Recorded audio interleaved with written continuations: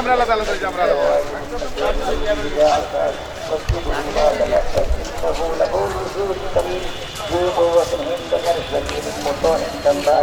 ولا صاحبكم بمجنون ولا عذران بفضل مبين وما هو على غير دليل وما هو بقول الشيطان الرجيم فأين تذهبون إلا بالدنيا لمن شاء منكم وما تشاءون إلا أن يشاء الله رب العالمين بسم الله الرحمن الرحيم إذا السماء انفطرت وإذا الكواكب انتثرت وإذا البحار فجرت وإذا القبور بعثرت علمت نفس ما قدمت وأخرت يا أيها الإنسان ما غرك بربك الكريم الذي خلقك فسواك فعدلك في أي صورة ما شاء ركبك كلا بل تكذبون بالدين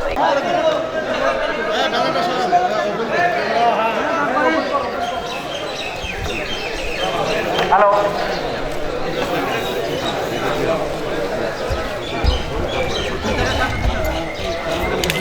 ও সামনে আপনি সামনে যান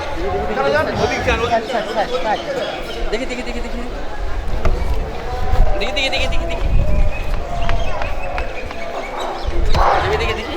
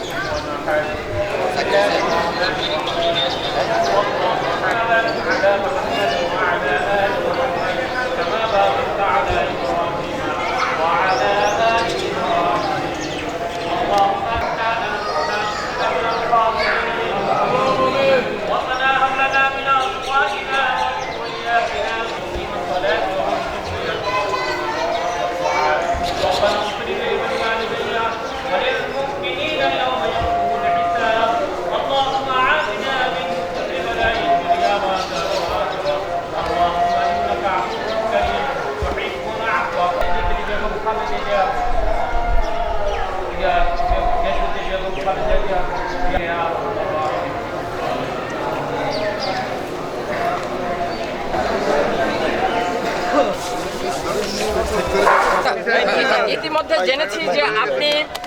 তারেক রহমান সাহেবের উপদেষ্টা হয়েছেন, তো এরপরে আমরা দেখছি যে বেগম খালেদা জিয়ার গভীর শ্রদ্ধা জানাতে আসলেন। একটু প্লিজ আপনার মন্তব্য এবং আগামী দিনগুলোতে আপডেট কিছু বিষয় নিয়ে অবশ্যই আসছেন, আমরা একটু জানতে চাই প্লিজ। আপনারা জানেন যে আমাদের প্রিয় নেত্রী তিনবারের প্রধানমন্ত্রী, বাংলাদেশের সফল প্রধানমন্ত্রী,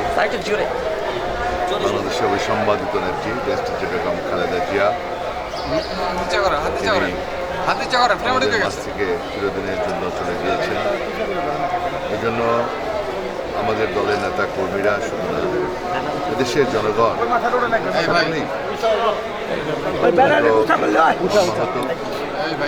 এবং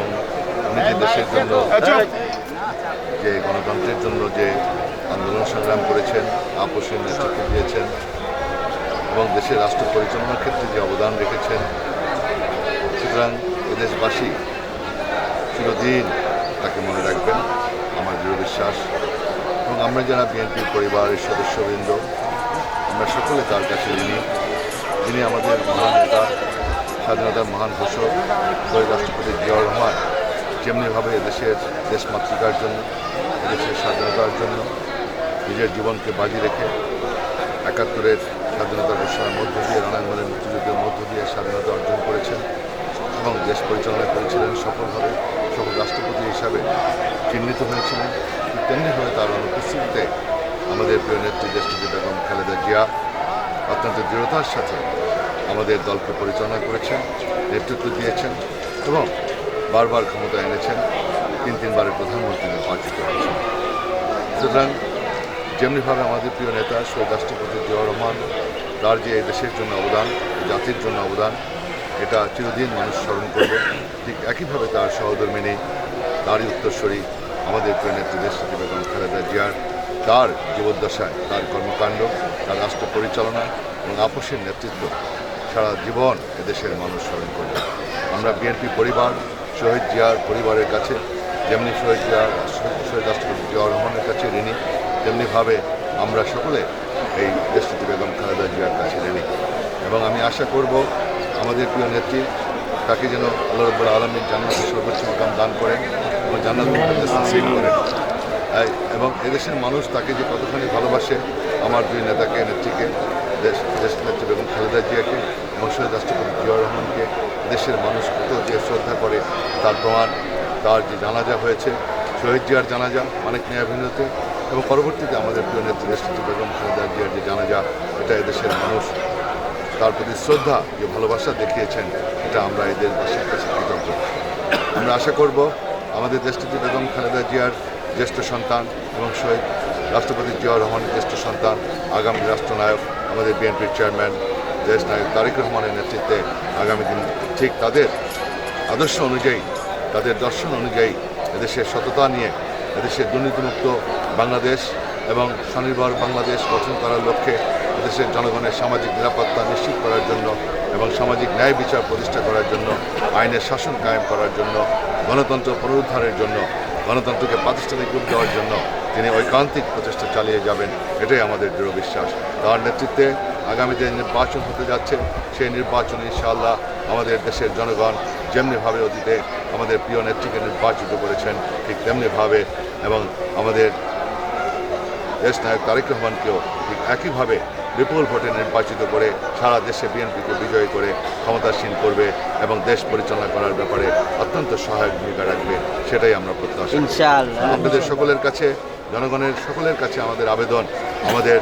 দেশ নায়ক তারেক রহমানকে নির্বাচিত করে আগামী দিনে রাষ্ট্র পরিচালনা করার সুযোগ দেওয়ার আহ্বান জানিয়ে আপনাদের সকলের কাছে আমি বিনয়ের সাথে আপনাদের কাছে আবেদন রেখে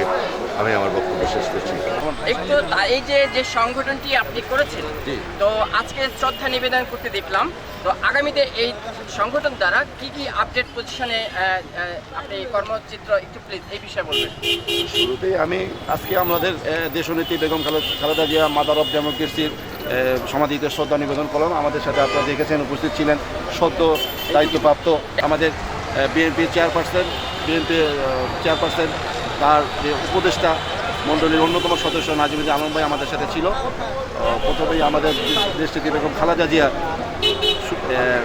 জান্নাতবাসী, আল্লাহ তাকে জান্নাতবাসী করুক সেই আশা ব্যক্ত করি এবং সেই আশার জন্য আমরা দোয়া কামনা করেছি, দোয়া করেছি এখানে। পরবর্তী আমাদের তারেক পরিষদ বিষয়ে আপনি যেহেতু প্রশ্ন করেছেন, তারেক পরিষদ বিষয়ে আমি একটু বলি। দীর্ঘ 15 বছর আগে আমরা তারেক পরিষদটা আমরা গঠন করি। মেজর হানিফ সাহেব, তার পরবর্তী মেজর হানিফ সাহেব তার ব্যক্তিগত কারণে দল থেকে পদত্যাগ করে, তখন আমি ছিলাম যুগ্ম আহ্বায়ক, তখন আমি দলকে হাল ধরি এবং আজকে 15 বছর এই আন্দোলন সম্মুখ সারি থেকে আমরা আন্দোলন সংগ্রামে আমরা রাজপথে ছিলাম। আমার সেক্রেটারি, আমার যুগ্ম সম্পাদক এবং জেলার নেতৃবৃন্দ সবাই, মহানগর উত্তর